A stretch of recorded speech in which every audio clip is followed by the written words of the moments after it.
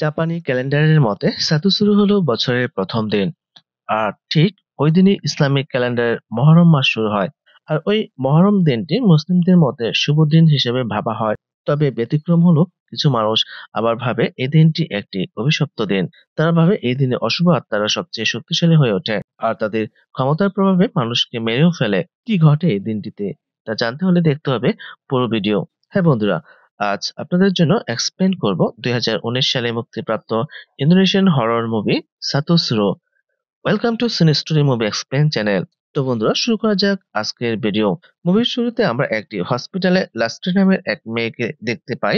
এদিক ওদিক ছুটোছুটি করছে, যে একটু আগে একজন নবজাতক শিশুর জন্ম দিয়েছে। তবে তার বাচ্চাকে খুঁজে পাচ্ছে না। সেই মেয়েটিকে ধরতে হসপিটালের স্টাফরা তার পিছু নিয়েছে। লাস্ট্রি খুঁজতে খুঁজতে একসময় হসপিটালের একটা রুমে প্রবেশ করে ও সেখানে থাকা ডাক্তারকে তার বাচ্চার কথা জিজ্ঞেস করে, কিন্তু ডাক্তার জবাব না দেয় সে তাকে আঘাত করতে করতে মেঝেতে ফেলে দেয়। এছাড়া সেই রুমে থাকা দুজন নার্সকেও ছুরি দিয়ে আঘাত করে আর রুমের দরজা বন্ধ করে দিয়ে আরেকটি রুমে চলে যায়। ওই রুমটিতে সকল নবজাতক শিশুদের রাখা হতো। সে সেই রুমে যে ছুরি দিয়ে ভয় দেখিয়ে নার্সদের তাড়িয়ে দেয় এবং ভিতর থেকে দরজা বন্ধ করে দেয়। এরপর একটা বাচ্চাকে নিজের বাচ্চা মনে করে কোলে তুলে নেয়। ওই সময় হেড নার্স বলে, এটা তোমার বাচ্চা না। তাই মনের কষ্টে রাগান্বিত হয়ে লাস্টে সেই নবজাতক শিশুটিকে মেরে ফেলে। এমন ভয়ানক দৃশ্য দেখে হেড নার্স বলে, তুমি যা করছো তা অন্যায়। কিন্তু লাস্ট্রি তার কথা না শুনে রুমের ভেতরে থাকা সব নবজাতক শিশুকে একে একে হত্যা করে। তারপর স্টাফরা এসে দরজা ভেঙে তাকে থামানোর চেষ্টা করে, কিন্তু সে কারো কথাই শোনে না। একসময় লাস্ট্রি কেমিক্যাল যুক্ত একটা বোতল মেঝেতে ফেলে দেয় এবং তাতে আগুন লাগিয়ে দেয়, আর সেই আগুনে লাস্ট্রি মারা যায়। সেই রুমে একটি জ্বলন্ত ক্যালেন্ডার দেখে বোঝা যায় সেদিন ছিল সাতুসুরো। দৃশ্য পরিবর্তন হয়ে বর্তমানে চলে আসে। এখানে আমরা বায়ো নামের এক লেখককে দেখতে পাই। সে তার আঙ্কেলের কাছ থেকে কিছু টাকা ধার চাইতে এসেছে, কারণ তার বয়স সেল এখন অনেক কমে গেছে আর তার স্ত্রী প্রেগনেন্টও ছিল। তাই বায়ু তার স্ত্রীর জন্য একটা বাড়ি ভাড়া করতে চায়। এসব কথা শুনে তার আঙ্কেল বলে, শহরের বাইরে আমার একটা বাগান বাড়ি আছে, সেখানে তোমরা চাইলে থাকতে পারো। সে যখন রাজি হয় তখন তার আঙ্কেল তাকে কিছু টাকা ও বাড়ির চাবিটি দেয় আর বলে, এই টাকা তোমাকে ফেরত দিতে হবে না। বায়ু তার আঙ্কেলের কথায় খুব খুশি হয় ও তার স্ত্রীকে নিয়ে সেই বাগান বাড়ির উদ্দেশ্যে রওনা দেয়। তার স্ত্রী এরেন্ডা জঙ্গলে ঘেরা এত বড় নিরিবিলি বাড়ি দেখে খুবই খুশি হয়। তারা তাদের জিনিসপত্র গোছাতে থাকে। হঠাৎ করে সে তার আঙ্কেলের একটা পুরনো ফটো অ্যালবাম খুঁজে পায়, যেখানে তার আঙ্কেলের বন্ধুর ছবি ও লাস্টের ছবিও সে দেখতে পায়। এরপর তারা কথা বলতে বলতে যখন বাচ্চা ডেলিভারির প্রসঙ্গ আনে, তখন বায়ু তার স্ত্রীকে বলে, এই বাড়ির পাশেই একটা হসপিটাল আছে, তাই এই নিয়ে চিন্তা করো না। যখন প্রসব ব্যথা উঠবে আমাকে জানাবে, আমরা খুব সহজেই হাসপাতালে চলে যেতে পারবো। পরের দিন সকালে বায়ু বুক পাবলিশারের সাথে মিটিং করতে চলে যায় আর এরেন্ডা বাড়িতে একাই ছিল। কিছুক্ষণ পর এরেন্ডা বাড়ির কাছের একটা বাজারে যায়, তবে বাজারের বেশিরভাগ দোকানদার দোকান বন্ধ করে বাড়ি চলে যাচ্ছে। কৌতূহলবশত এরেন্ডা এক মহিলা দোকানিকে এর কারণ জিজ্ঞেস করে। তখন মহিলাটি বলে, আজ সাতুসুরু, তাই এর জন্য সবাই প্রস্তুত হচ্ছে। এরেন্ডা সাতুসুরু সম্পর্কে কিছুই জানতো না। সে বলে, এই এলাকায় আমি নতুন এসেছি আর পুরাতন বাড়িটাতে উঠেছি। এই কথা শুনে মহিলাটা একটু ঘাবড়ে যায় আর তাকে ইগনোর করে দোকান বন্ধ করতে ব্যস্ত হয়ে পড়ে। হঠাৎ করে সে খেয়াল করে এক বৃদ্ধ মহিলা তার দিকে অদ্ভুত দৃষ্টিতে তাকিয়ে আছে, যা এরেন্ডা মোটেও ভালোভাবে নেয়নি। তাই সে দ্রুত সেখান থেকে চলে যায়। বাড়িতে এসে সে যখন রান্না করছিল, তখন একটি ছুরি নিজে থেকেই একটা চপিং বোর্ডে এসে আটকে যায়। এরেন্ডা এটা দেখে চমকে যায়। এরপর সে যখন ছুরিটা হাতে তুলে নেয়, স্টোর রুম থেকে একটা চিৎকার শুনতে পায়। এতে করে এরেন্ডা প্রচন্ড ভয় পেয়ে যায়। একটু পর এরেন্ডা মনের মধ্যে সাহস নিয়ে ছুরিটি হাতে নিয়ে সেই রুমে পৌঁছে যায় আর আমরা তার পেছনে একটি কালো ছায়া দেখতে পাই। রাত হলে বায়ু যখন বাড়িতে ফেরত আসে, সে দেখতে পায় পুরো ঘর অন্ধকার হয়ে আছে আর এরেন্ডাও কোথাও নেই। তাই বায়ু একটা মোমবাতি জ্বালায় এবং তার স্ত্রীকে খুঁজতে লাগে। হঠাৎ করে সে মেঝেতে কিছু রক্তের ফোঁটা দেখতে পায় আর এই ফোঁটা অনুসরণ করে সে যখন স্টোর রুমে পৌঁছায়, সে দেখতে পায় এরেন্ডা ক্ষতবিক্ষত লাশ। এছাড়াও তার প্যাট কেটে তার বাচ্চাটিকেও নিয়ে গেছে আর তা দেখে বায়ু চিৎকার করে কাঁদতে থাকে। হঠাৎ করে সে দেখতে পায় এরেন্ডা তখনও জীবিত আছে। সে ইশারা দিয়ে তার পেছনে কাউকে দেখাচ্ছে আর যখন বায়ু পেছনে তাকায়, সে দেখে লাশটির ভয়ানক আত্মা আর সেই আত্মাটি তাকে আক্রমণ করে বসে। ঠিক তখনই বায়ু ঘুম থেকে জেগে ওঠে অর্থাৎ সে এতক্ষণ দুঃস্বপ্ন দেখছিল। সে এরেন্ডাকে তার দুঃস্বপ্নের কথা বললে এরেন্ডা আল্লাহর কাছে প্রার্থনা করতে বলে। তবে বায়ু নাস্তিক হয়, সে প্রার্থনা করতে রাজি হয় না। পরের দিন সকালে আবার বায়ু চলে যায় মিটিং করতে। এরপর এরেন্ডা তার মায়ের সাথে ফোনে কথা বলে, আর ওই সময় সে খেয়াল করে বাড়ির বাইরের দোলনাটা আপনা আপনি দুলছে। অপর পাশ থেকে তার মা জিজ্ঞেস করে সবকিছু ঠিক আছে কিনা। তখন সে বলে সবকিছুই ঠিক আছে। সে দোলনার বিষয়টা তার মাকে বলে না। অন্যদিকে বায়ু পাবলিশারের সাথে কথা বলছিল। পাবলিশার বলে তার লেখা বইগুলো এখন কম বিক্রি হচ্ছে, তবে হরর টাইপ বই লিখলে হয়তো ভালো চলতো। এদিকে দেখা যায় অ্যারেন্ডা যখন ঘুমাচ্ছিল তখন তার বমি পাওয়ায় সে ঘুম থেকে জেগে ওঠে। সে আস্তে আস্তে বেসিনের কাছে যায়, আর বেসিনে বমি করতে গেলে মুখ দিয়ে রক্ত, কিছু চুল আর 3টি ব্লেড বেরিয়ে আসে। তখন সে ভয়ে চিৎকার দিয়ে ওঠে। সে কি করবে তা বুঝতে পারে না। আবার যখন বমি করতে যায় তখন তার মুখ দিয়ে বেরিয়ে আসে একটি সদ্য জন্মানো মৃত বাচ্চা। তখন সে আয়নায় দেখতে পায় কালো পোশাক পরা 3টি ভয়ানক আত্মা, যারা তাকে ধরে রেখেছিল। আসলে এটা ছিল এডেন্ডার দুঃস্বপ্ন। কিছুক্ষণ পর তার ব্যথা শুরু হয়, তাই সে তার হাজবেন্ড বায়ুকে মেসেজ করে বলে তার পেট ব্যথা করছে। আর তাই বায়ু খুব দ্রুতই বাড়িতে আসে। তারপর এরেন্ডাকে গাড়িতে করে দ্রুত নিকটবর্তী হাসপাতালে নিয়ে যায়। দুজন নার্স এসে এজেন্ডাকে হুইল চেয়ারে বসিয়ে ভিতরে নিয়ে যায়। এদিকে বায়ু যখন কাউন্টারে দাঁড়িয়ে ফর্ম ফিল আপ করছিল তখন সে লক্ষ্য করে দেয়ালে ঝোলানো ঘড়িতে 3:12 বাজে, কিন্তু তার হাতে থাকা ঘড়িতে বাজে 8:15। তখন সে ভাবে হয়তো হাসপাতালের ঘড়িতে সমস্যা আছে।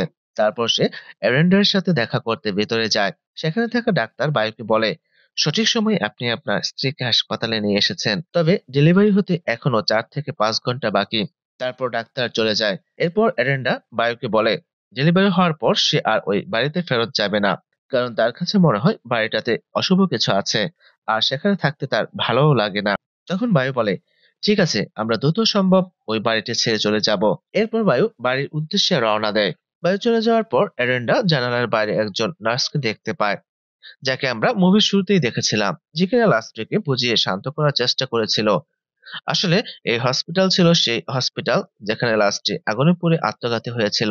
আর দেখা যায় এক ডাক্তার এসে কোনো কারণ ছাড়াই নিজের মাথা দেয়ালের সাথে আঘাত করতে থাকে, আর রক্ত বের হতে থাকলে সে চলে যায়। আর ওই মুহূর্তে বিদ্যুৎ চলে যায়, শুধু কয়েকটা ইমার্জেন্সি লাইট জ্বলতে থাকে। এতে এরেন্ডা প্রচন্ড ভয় পেয়ে নার্সকে ডাকতে থাকে এবং অপারেশন রুম থেকে বেরিয়ে পড়ে। তবে সে কোনো নার্সকে দেখতে পায় না।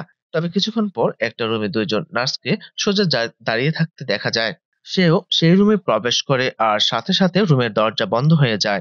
এরপর দেখা যায় আরেকটি নার্স অ্যারেন্ডার দিকে আসে, আর তাকে দেখে সে অনেক ভয় পেয়ে যায় এবং চোখ বন্ধ করে ফেলে। আর যখন সে চোখ খোলে সে দেখে সে এখন রুমের বাইরে লবিতে আছে। অন্যদিকে দেখা যায় বায়ু যখন বাড়ি থেকে আবার হসপিটালের দিকে যাচ্ছিল তখন সে একটা দোকানের সামনে তার গাড়ি থামায়। তারপর টিনের উদ্দেশ্যে দোকানের ভেতর যায়, আর সবাই এত আগে কেন দোকান বন্ধ করেছে তা জিজ্ঞেস করে। তখন দোকানদার বলে আজ সাতুসুরু, এই রাতে অশুভ আত্মারা সবচেয়ে শক্তিশালী হয়ে ওঠে, তাই সবাই ঘরে ফিরে যায় তাড়াতাড়ি। তাই আপনিও তাড়াতাড়ি চলে যান। তখন বায়ু বলে তার স্ত্রী পাশের হাসপাতালে ভর্তি হয়েছে, কারণ তার ডেলিভারি হবে।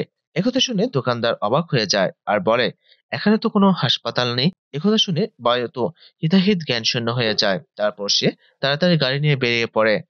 হাসপাতালের সামনে পৌঁছতে সে চমকে যায়, কারণ সেখানে কোনো রানিং হাসপাতাল ছিল না, বরং এটা একটা পুরাতন পরিত্যক্ত হাসপাতাল। এরপর বায়ু একটা টর্চ নিয়ে সেই পরিত্যক্ত বাড়ির ভেতরে তার স্ত্রীকে খুঁজতে ঢুকে পড়ে।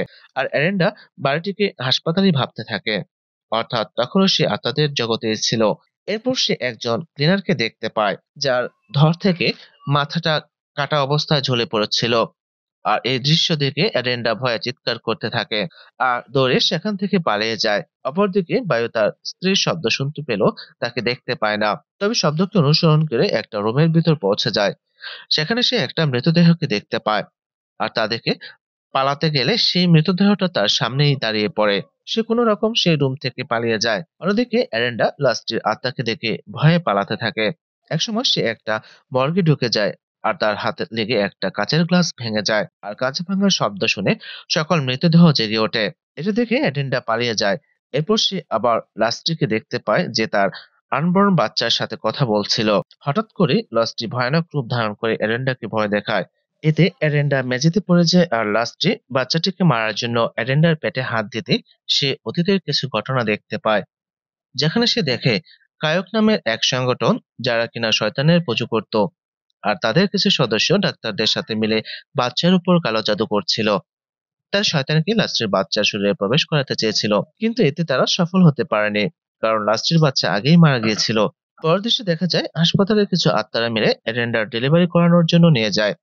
অন্যদিকে দেখা যায় বায়োসি মৃতদেহটা থেকে বাচ্চার জন্য অন্য আরেকটা রুমে প্রবেশ করতে যেয়ে অজ্ঞান হয়ে যায়। জ্ঞান হারিয়ে স্বপ্নে সে দেখতে পায় তার বাবা তাকে বলছিল, তোমার জন্মের সময় আমি কায়কু গোষ্ঠীকে কথা দিয়েছিলাম তোমাকে তাদের হাতে তুলে দিব, তবে তুমি দুর্বল হওয়ায় তা সম্ভব হয় নাই।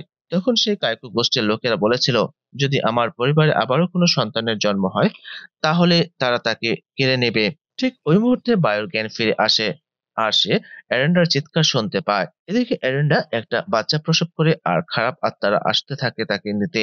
আর তখনই ভয়ঙ্কর বৃদ্ধ মহিলাটি জ্বলন্ত মশাল হাতে নিয়ে উপস্থিত হয়, যার সঙ্গে এক মার্কেটে তার দেখা হয়। বৃদ্ধ মহিলাটি হাতের মুঠো থেকে কিছু একটা আত্মাদের উপর ফেলে ও তারা আগুনের স্ফুলিঙ্গের মতো ছড়িয়ে পড়ে, অদৃশ্য হয়ে যায়। বৃদ্ধ মহিলাটি এরেন্ডা ও তার বাচ্চাটিকে বাঁচিয়ে নিয়ে সেখান থেকে বেরিয়ে আসার চেষ্টা করে।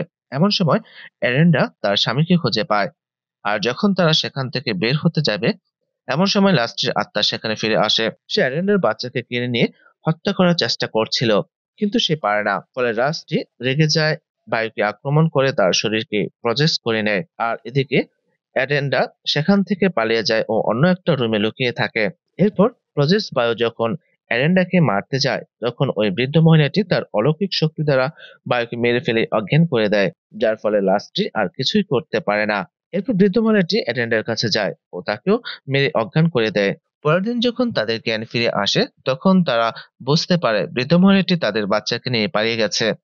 মনের কষ্টে তারা সেখান থেকে চলে যেতে থাকে, আর হঠাৎ করেই তারা বাচ্চার কান্নার শব্দ শুনতে পায়। আর শব্দ অনুসরণ করে তারা বৃদ্ধ মহিলাটির কাছে পৌঁছে যায়। তারা দেখতে পায় বৃদ্ধ মহিলাটি বাচ্চার উপর রিচুয়াল পারফর্ম করছিল।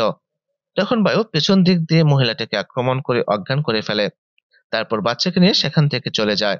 একটু পর বৃদ্ধ মহিলার জ্ঞান ফিরে আসে এবং সে পাগলের মতো নাচতে থাকে।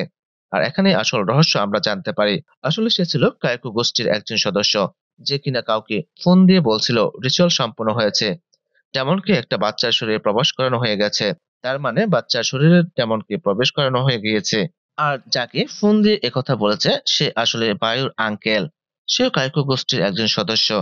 আর বায়ু ও এজেন্ডা ছিল তাদের উপলক্ষ মাত্র। আর যে দিনটিতে এই ঘটনাটা ঘটে সে দিনটাও ছিল সাতুসুরুর দিন। আর এখানেই মুভিটি শেষ হয়ে যায়। তো কেমন লাগলো আজকের ভিডিও কমেন্টে জানাবেন। দেখা হবে পরবর্তী ভিডিওতে।